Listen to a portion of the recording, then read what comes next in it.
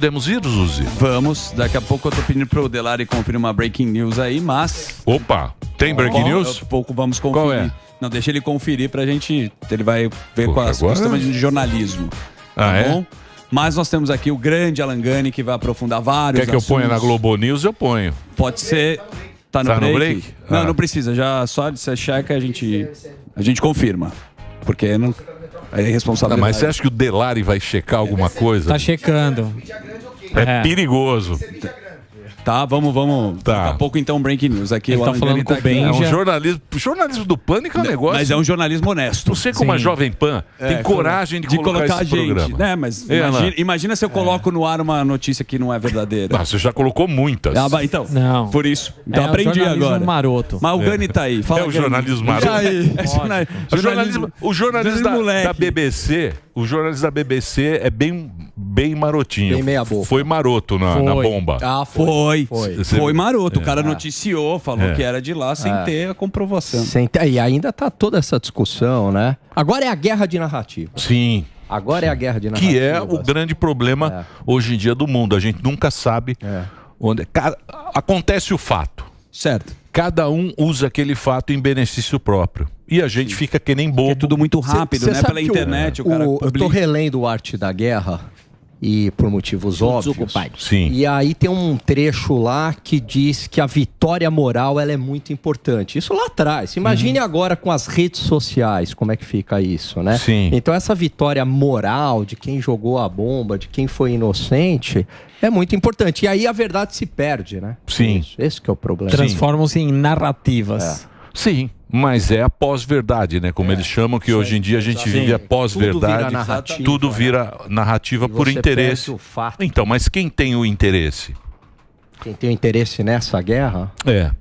Então, o que acontece, Emílio? O Hamas, né, é um grupo terrorista sem sombra de dúvidas, né? Não dá para relativizar, falar de questão palestina, não sei o que, é um grupo terrorista e ponto final. Agora, estes grupos terroristas, eles só existem também porque tem muito dinheiro por trás. O que assustou neste ataque não foi o ataque em si. Israel toma ataque do Hamas há muito tempo. O que assusta, exatamente, a crueldade e a magnitude. A forma como eles fizeram. Quer dizer, foi algo muito bem pensado. Houve treinamento, houve dinheiro. Ataque por água, por terra, por água, um ataque relâmpago. Então isso tem dinheiro por trás, né? E aí a gente sabe que muitas vezes o Ocidente acaba também sendo conivente com essa situação. Al-Qaeda, Estados Unidos tinha dinheiro da Al-Qaeda, né? Lá atrás dos Estados Unidos na Al-Qaeda. Se pegar no Ira, o Afeganistão, os Estados Unidos armava milícias no Afeganistão para lutar contra russos no Paquistão. Na época armou o Iraque até os dentes para lutar contra o Irã. E uma hora isso se volta também contra você. Por exemplo, Benjamin Netanyahu, sabia disso? Me diga. Ele, lá atrás, até pouco tempo eu diria, e aí eu vou tomar muito cuidado com o que eu vou falar, em certo sentido, ele apoiou o Hamas. Sabia disso? Mas em qual sentido? Ele deixou o Hamas existir. Por quê? Porque era conveniente contra a Autoridade Nacional Palestina, antes ainda OLP. Então, por quê? Porque era interessante para o grupo político do Benjamin Netanyahu ter apenas, porque o Hamas defende isso, apenas um Estado, e não 2 Estados. Então, em certo sentido, um apoio moral, um deixa crescer, porque combate o meu inimigo. E de repente esse monstro se volta contra você. Olha que loucura.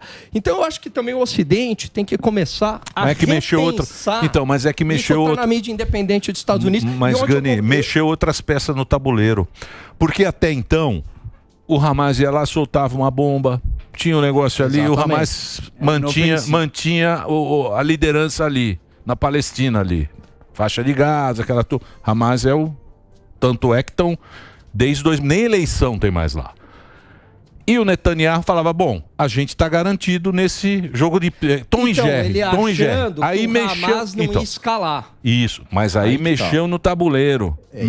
Começaram a aceitar o Estado de Israel, chegou na Arábia, aí o Irã falou, opa, agora foi longe demais. Falou, taca pau lá nos caras.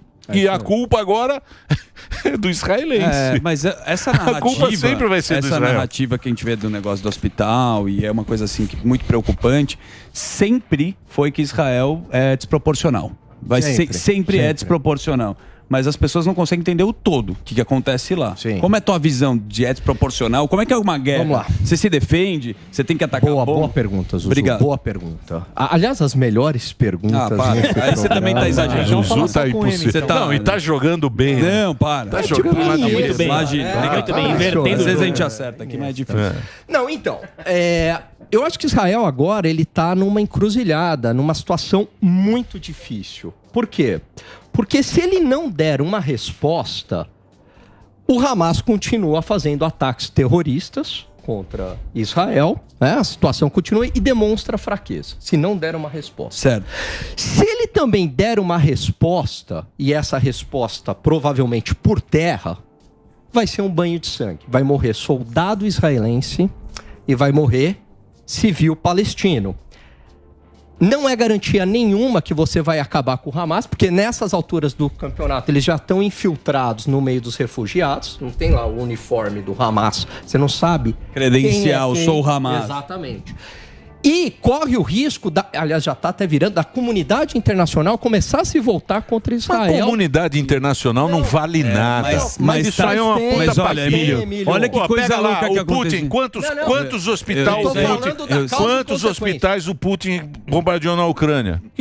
Mas nem precisa ser a comunidade internacional. Olha o que aconteceu com esse ataque, Emílio. A partir desse ataque do hospital, a gente está falando do Egito, a gente está falando da Turquia, são outros países que compraram a ideia. Ou compram ou na conveniência também. Ou na conveniência. Mas de cavar o pênalti. Então, você cava um pênalti. Mas o ponto do Emílio é correto também, porque os Estados Unidos foi lá colocar sanção lá na Rússia, a comunidade europeia, não adiantou absolutamente nada. Mas aí o que acontece, Alba, com a comunidade internacional se voltando contra, Israel já tem os judeus já tem um problema, infelizmente, histórico de antissemitismo. Então você acaba colocando mais lenha nessa fogueira. É muito difícil a situação de Israel. Terrível. Eu acho, na minha humilde opinião aqui, tá, que a solução, em parte, passa pelo reforço da segurança, quer dizer, o Benjamin Netanyahu entender que a inteligência falhou, que o exército falhou, reforçar ao máximo essa segurança e tentar um interlocutor como Turquia ou como a própria Rússia, esses que são bem relacionados com vários países, para tentar resgatar os reféns. Se tiver uma incursão terrestre, o que pode acontecer, infelizmente? Os 200 reféns morrerem. Olha que situação difícil. Difícil pra caramba. Só que você agora, só rapidinho. Muita gente sempre defende a escalada do conflito, né? A guerra. Não, tem que ir lá, tem que entrar, tem que fazer guerra, sem pensar nessas consequências aqui que eu falei. E aí quando eu falo isso, mas você está sendo Chamberlain lá na Segunda Guerra Mundial. Como se aquele evento específico, ele fosse replicável para todas as situações. Naquela circunstância, e mesmo assim a decisão não foi tomada da noite para o dia, fazia sentido ir para a guerra. Mas quantas guerras elas foram desnecessárias e custosas em termos políticos, em termos humanitários, de vidas e em termos econômicos. Primeira Guerra Mundial, né? Extremamente custosa, morreu muita gente, em termos proporcionais, muito mais do que a Segunda Guerra, levou a Segunda Guerra, Vietnã, Afeganistão, a história ela é feita de guerra, de sangue. A história é feita de sangue. É que agora a gente está nessa de... meu amor, não pode. A história do mundo. A história do mundo é sangue. Mas o Harari... Essa que é a realidade. O Harari, ele fala uma coisa que é o seguinte: as guerras, ultimamente, elas se tornaram muito custosas. Porque você vê a imagem, você vê a crueldade ocorrendo, né? Então você tem que pensar duas vezes. Até o próprio Arte da Guerra diz o seguinte: o objetivo, ao máximo, é evitar a guerra. A guerra é a sua última opção. Mas eu vejo muita gente achando que isso é um tabuleiro de war. A guerra significa que vai morrer soldados israelenses. Mas qual o objetivo, Qual é o objetivo? Né? Quem matou mais ou quem sobreviveu? Isso era antigamente. Exatamente. Você vai conseguir exterminar o Hamas? Isso. A garantia disso... E outra coisa, se caso, até te pergunto, numa situação hipotética, que a gente até discutiu aqui, se Israel conseguisse exterminar o Hamas, ia ocupar aquele território? E os outros países ali em volta iriam permitir que Israel ocupasse o território? Exatamente. Como é que ia ficar isso, né? Porque os outros países já começam a se voltar... território, né? Que é território, já começa a se voltar contra. Agora, olha que curioso. A grana do Hamas provavelmente ou vem do Irã ou do Catar. Quem é que faz negócio com o Catar? Estados Unidos. Olha que loucura. Estados Unidos é um aliado de Israel, mas ao mesmo tempo faz negócio com o Catar que financia o Hamas. E liberou um dinheiro absurdo agora pro Irã, né? E liberou um dinheiro. 6 bi, né? Perfeito. Está informado, hein? Estou informado. Só para dar o breaking news que eu chamei aqui, você citou aí antissemitismo, e agora parece que a Embaixada dos Estados Unidos e Israel em Buenos Aires sofreu uma ameaça de bomba. Mas aí foram averiguar, não sei se tinha bomba, mas o que assusta. Segundo o jornal argentino, a mensagem enviada à Embaixada dos Estados Unidos e Israel dizia: plantamos uma bomba e vamos matar todos os judeus. Então a gente está vendo de novo mais um ato antissemita, já aconteceu lá, mostramos na Alemanha, nas lojas, onde os caras moram, igual foi na Segunda Estrela Guerra. de Davi. Como é que você vê essa parte? Muito preocupante, né? Muito preocupante. É uma ameaça. E você sabe o que me preocupa muito? É uma falsa muito? ameaça. E você sabe o que me preocupa muito, Zuzu? O nazismo não foi fruto de Adolf Hitler. Na verdade, Hitler foi fruto de uma ideologia nazista e que, na época, a esquerda progressista da Europa, ela apoiava. Né? O nazismo e o socialismo são irmãos siameses. Está lá no Hayek. Então, veja, quando a gente vê esse tipo de situação hoje e pessoas insanas apoiando o Hamas, apoiando o terrorismo, justificando, passando pano, etc. e tal, isso alimenta o antissemitismo. E depois a gente tem uma barbárie e fala, mas por que aconteceu essa barbárie? A humanidade enlouqueceu? Porque isso foi alimentado. É louco, né, cara? Muito louco.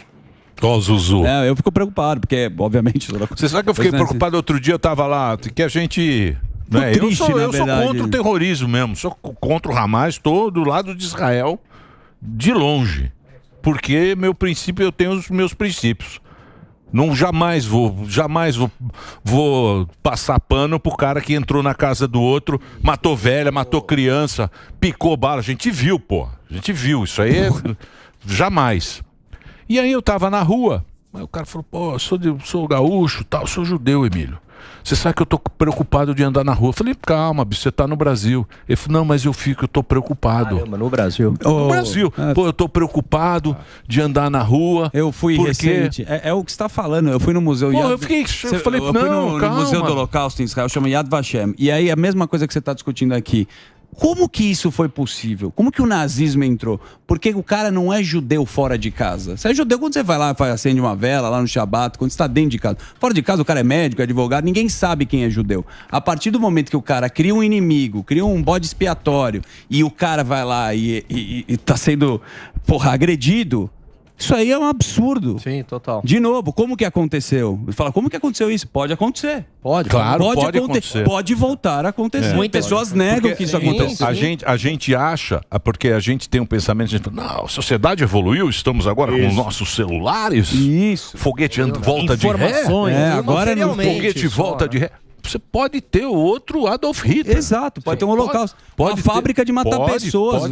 Pode ter, porque é o ser humano. Agora, tem que dar um jeito de asfixiar esses movimentos terroristas financeiramente. Porque tem grana pesada que vem, né? É do petróleo. Do petróleo. Porque tem que asfixiar. Porque, assim, o nível que eles estão tendo ultimamente, né, de artefatos, de recursos, de logística, de treinamento, não é coisa de amador. Isso daí tem grana pesada por trás, né? Você vê, por exemplo, o próprio 11 de setembro lá, né? Se você for pensar, é que os Estados Unidos sofreram muito porque nunca tinha tido... Não. Nunca tinha sido atacado lá, porque os Estados Unidos têm 2 oceanos, estão protegidos pelo mar. Geograficamente. Aí, cara... Você vê que até hoje, pra gente viajar, pra você entrar num avião, Você tem que ir lá, você fica pelado. Scanner. Você fica pelado, o cara fica te olhando. Eu falei, não, mas isso é pela sua segurança. Tem pólvora. 20 homens da Al-Qaeda em 2020, há 20 anos atrás, eles entraram no World Trade Center. E a gente hoje em dia vive com esse terror. E terrorismo medo, é a pior coisa do mundo. Porque aquilo lá, como é que um brasileiro, gaúcho, judeu, tem medo de andar na rua porque está acontecendo conflito lá que não tem nada com isso. Meu pai trabalhava 500 metros ele não tem nada com prédio. isso. Meu pai. Lá do World Trade Center. A 500 metros ele trabalhava. Lá atrás. Enfim. É isso, tem que fazer break? Tem alguma informação? Olha lá, o nosso BBC. Nosso informante. Você pergunta. Você viu as manchetes? Os caras tão bravos com a BBC. Lógico, o cara vai lá e já diz que deu como certo. Diz que tem a manchete que era assim, ó, pra você ver como é que é. E os sites brasileiros também, inclusive aqui, lá da Globo. Aqui também? Não é aquele negócio. O cara colocou. Porque ele fala o seguinte, a manchete, né? Tá aqui, ó. Ataque israelense. É manchete, não sei, não tem focado aqui do que é. Primeira manchete. Ataque israelense mata centenas em hospital, dizem palestinos. Eles falam dizem palestinos para tirar o dele da reta. Sim. Certo? Então é um ataque israelense. Você está vendo ataque israelense? Mata. Hospital. Em hospital, dizem os palestinos. Aí outra manchete depois, né? Porque estavam apurando e tal. Pelo menos 500 mortos em um ataque em hospital de Gaza, dizem palestinos. Aí já tirou do Israel. Mas a primeira Mas o dizem é bem lá embaixo. O palestino tá lá embaixo. Mas a primeira foi Israel gigante. Você falou. Aí você já passou. Você vê. Pós-verdade vai ficar isso daí. Aí o cara falou, mas você viu Israel? Israel soltou a bomba lá no... Aí vem a terceira. Pelo menos 500 mortos em explosão em hospital em Israel, dizem palestinos. Aí já não é mais um ataque, é uma explosão. Que realmente foi isso que parece. Que o cara que foi isso que aconteceu, que ele soltou o míssil, caiu no estacionamento, explodiu o carro lá, e isso que foi o... Mas sabe qual é o ponto, Emílio? É uma guerra, né? E aí o Abdelali me fala pra fazer o break. E a gente continua esse assunto. Sério, Abdelali? Mas assim, ele tá então rodando o dedo como O quê? O flanelinha da PAN tá impossível aqui. Faz a baliza. Eu tenho... Oi? Flanelinha. Quem é o flanelinha? Fazer a baliza aí. Tá o chefinho. Estão impossível. Da audiência, o cara vira uma... Vira. Nossa, olha lá. Se solta, olha o sorrisinho. Olha lá, o sorriso maroto. Vou fazer o break agora para o nosso querido Reginaldo, papai do ano. E daqui a pouquinho eu vou fazer uma coisa que eu não poderia fazer, mas eu vou fazer em benefício da audiência. Por favor, pode fazer o break, Reginaldo. Você mandou? Mandei pro Dedê. Benefício da audiência? O quê? É agora? Segredo. Eu fiquei curioso. Segredo de Estado. Benefício da audiência. Temos que, pelo menos, promovê-la. Sim, fazer daqui a carinho. Pouquinho. Daqui a pouquinho eu vou fazer. João Kleber. Que mais? Bom, o que eu estava falando só para não é João Kleber, não. Você me respeita. O jaquetão. O John Travolta tá impossível. O jaquetão virou a BBC nossa aqui, ó. Você tem a cara do Zé do Caixão que você vai ficar zoando o velho. Não vai zoar o forro de elevador, não.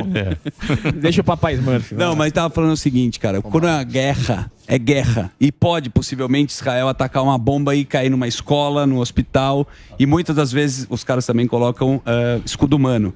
Então é guerra. Então você não tem como já ficar julgando ou falando o que está acontecendo. Como é que o cara vai se proteger? Vai atacar bomba agora? É difícil. É uma situação muito delicada e até porque agora a gente tem as imagens. Então essa questão da narrativa, da exploração moral da guerra é complicada, porque você fala, bom, acontece isso em guerra, mas na hora que você mostra as imagens, aí a população se sensibiliza, aí você, né, começa a jogar um país contra o outro. Então se tornou muito difícil, até por conta das redes sociais, mas isso aí, o próprio imagens, uma guerra mas essa teoria do Arafat, isso é tudo Arafat, viu, amigão? Isso é tudo Arafatizão que bolou isso agora, nessa turma nova. É, porque os caras não atacam professores, dos universitários. É marxista pra caramba.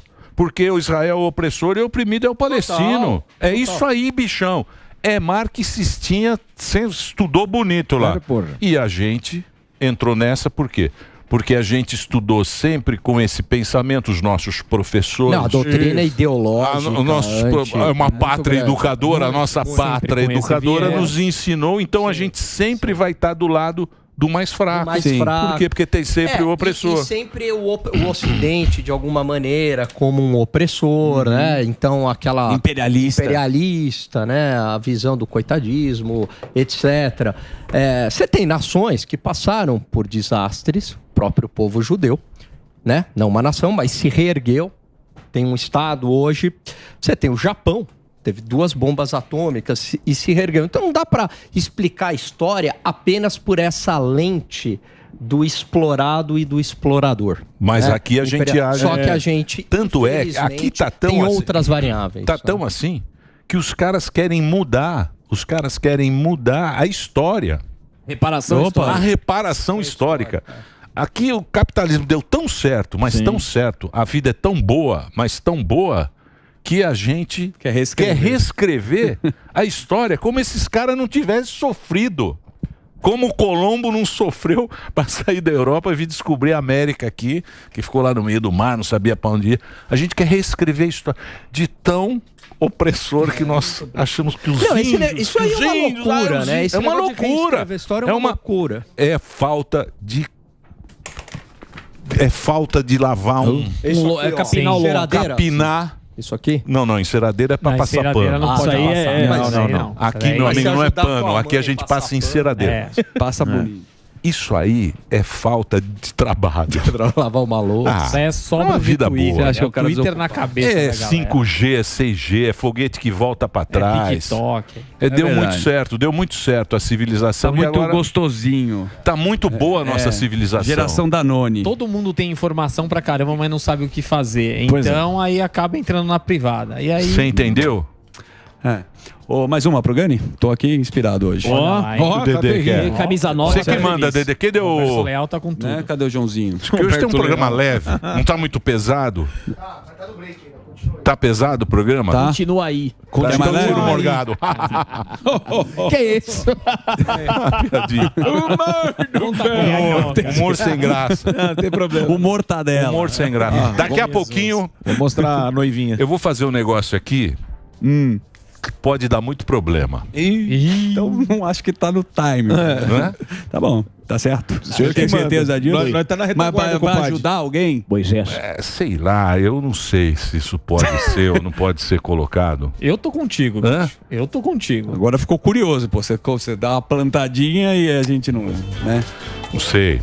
É meio complicado porque você vai contra a responsabilidade civil que nós temos. A gente tem uma responsabilidade social, uma responsabilidade. Temos um CPF a zelar. Temos, não temos? Né? Você não quer sujar o CPF. Também. CNPJ do Zé do Facão aí também tem que ser levado em consideração. Eu recebi na internet, eu não chequei. Tá. Ixi. E vai ser algo sem checar e pode ser que dê muito problema com a gente que agora estão cancelamento e tal.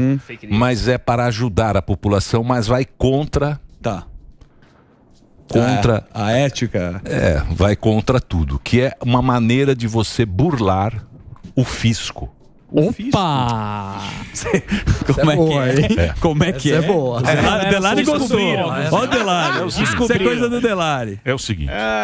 Vocês sabem que agora apareceu aí a nova taxação. Sim. Do Shopee, AliExpress. E é uma taxação muito Remessa alta. conforme.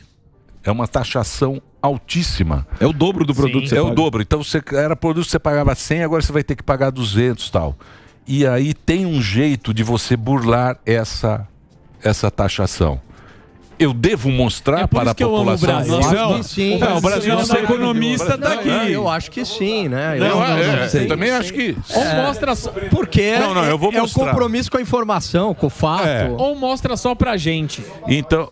Não, eu vou passar aqui para... Eu não posso deixar a audiência sem... Não foi você que produziu isso. Não fui eu que produzi. Eu só vou repassar. Mas é coisa de brasileiro. E vou dizer para você, não está checado. Isso é uma informação que a gente tem em primeira mão. É que nem lá o míssil. Isso. Sabe direito. A gente vai tirar no Então, por favor, preste atenção. Anote aí, porque é meio complicado. Pode rodar. Então, muito boa noite, pessoal. Eu sei que o pessoal está muito preocupado aí, muito chateado com as taxas do AliExpress, né? O AliExpress aderiu ao Remessa Conforme, mas eu vou ensinar para vocês rapidamente aqui um truque que permite resolver essa questão da taxa do AliExpress. Você consegue fazer simples, só seguir aqui o tutorial, tá? Então eu vou pôr aqui para vocês, tá aqui, então estamos aqui uma Zotac de 1766. Você vai clicar no compre agora, você vai ver que ela vai passar de 1766 para 3.553, né? R$1.709 de imposto, tá? Então como é que você vai fazer? Presta atenção. Você vai aqui apertar o F12, certo? Vai abrir aqui o console aqui do lado. Você vai aqui no código, certo? Você vai apertar Ctrl F. Ele vai abrir aqui para você procurar, certo? Aí você vai procurar, você vai escrever aqui impostos. Você vai ver que ele tá destacado aqui impostos. Então você vai selecionar aqui onde diz impostos, clicando 2 vezes. Você vai apagar e você vai escrever aqui, ó.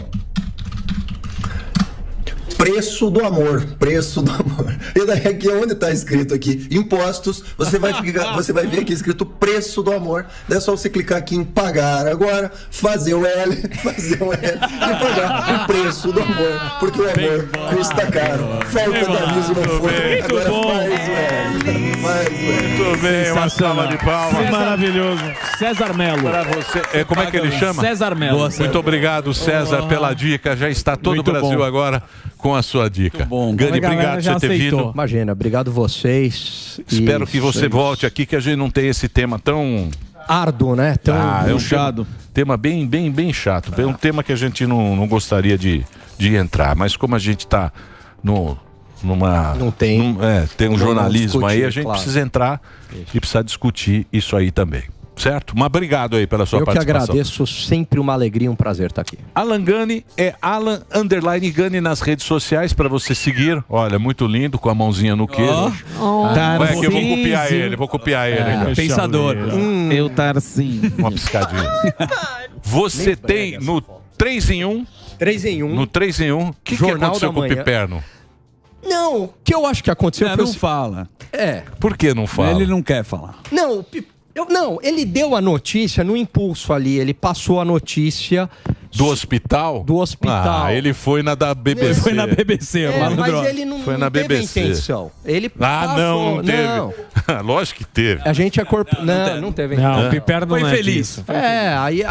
Mas aí até o próprio Luca Bacenta, ele está fazendo uma ótima cobertura, ele falou, não, mas a gente ainda tem que checar, né?